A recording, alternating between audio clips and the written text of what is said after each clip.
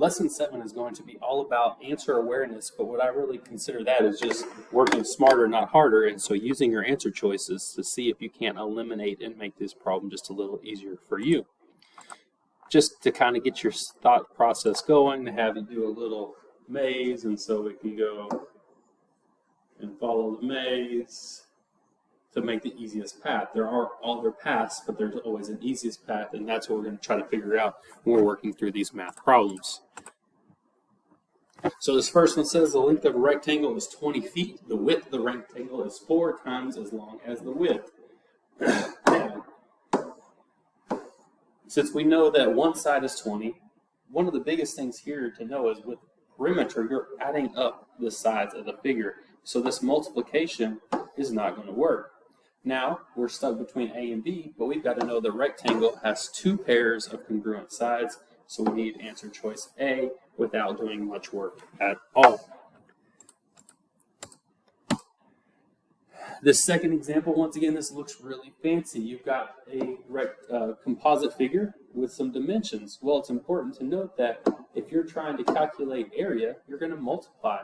Well, if all of our dimensions are with x, we're going to multiply an x times an x, or an x squared. So our answer can only have x squareds, and the answer is going to be 24x squared.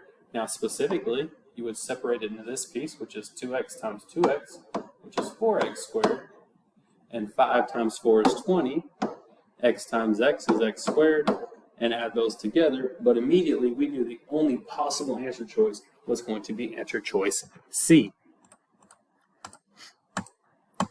With the practice, which expression is equivalent to? Now with factoring or multiplying out, we know that the first sign tells you the sign of the larger number, the second sign tells us same or different, so the larger number is negative and the signs are the same, which means we have 2 negative numbers, which immediately lets us know that the answer should be D, without having to factor and break apart that trinomial.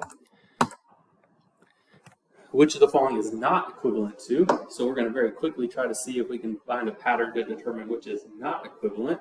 And so I like to look at the second term first. That's typically the easiest for me. And immediately I see 2 times 16 is going to be 32, not 16 as shown in the problem.